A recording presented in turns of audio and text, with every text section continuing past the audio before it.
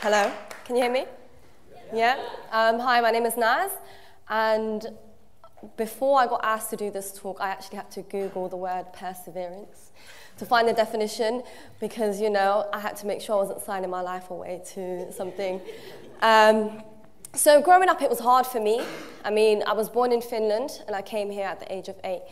So being in a country where you don't understand the language that is spoken, it was very difficult for me.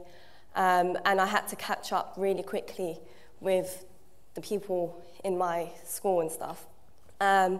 So the first time I kind of realized that I was different was when I was in year 3, and I used to wear a headscarf. And when I was playing in the playground, this girl literally just came up to me and pulled my headscarf off my head. And for me, that was a significant impact that had on my life. So growing up, I kind of had these battles with my ethnicity and my culture because I was Somali and I was born in Finland, and then I had to come here and learn the culture in the UK.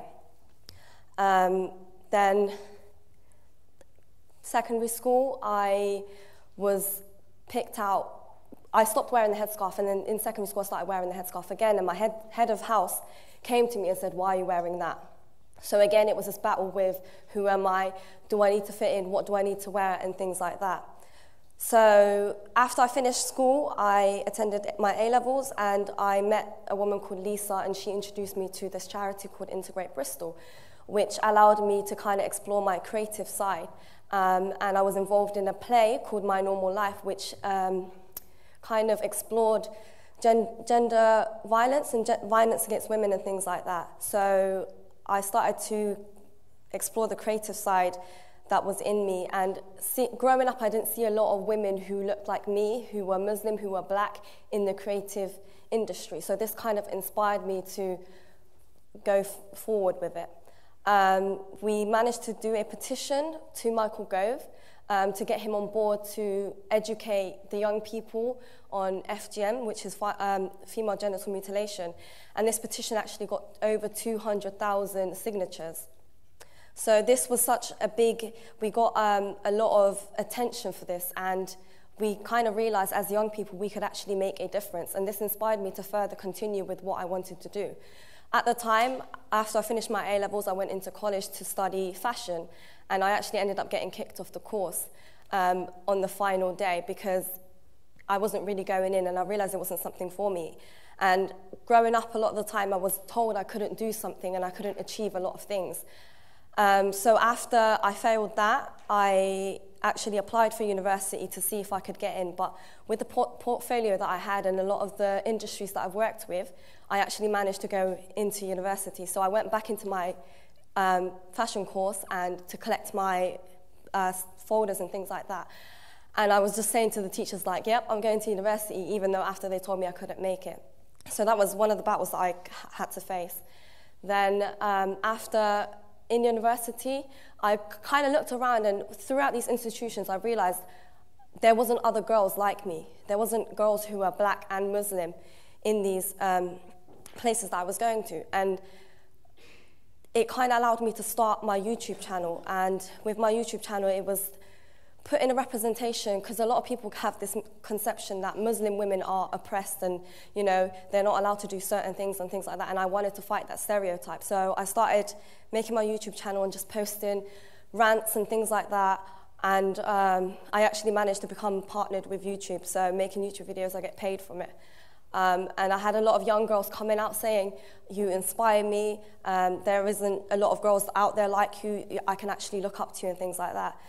So after I managed to do that, I kind of took it upon myself to make it a mission to inspire young people to actually get up and do something with their lives, to pursue their passions and things like that. So I started writing music and spoken word and things like that. Music was something that I was into. I was still part of the campaign, so one of our things that we do is kind of try to engage young people through media and social media platforms and things like that. So we started making music videos, and I was actually fortunate enough to be the rapper in some of their songs, and that kind of gave me more of confidence boost to continue doing what I was doing, because it I've received like a lot of feedback from that. So I wrote a little spoken word that I want to read out to you guys. So it starts off as, Apollo rocket flying out into space, stars and moons the fire burns to appeal to my inner state. It's good to be great, but it's better to be greater. Greater like the kitchen utensil. Knife, forks, spoons and menus. Chef creating soufflés and desserts is my metaphor for whipping up spoken word. But this is more than a moment. This is history, it's potent. Meaningful like African elephants and the smallest of rodents. We're all part of the same ecosystem, driving forward with pistons and engines like the inner city of Detroit, before the economy went bust and those governments had enough.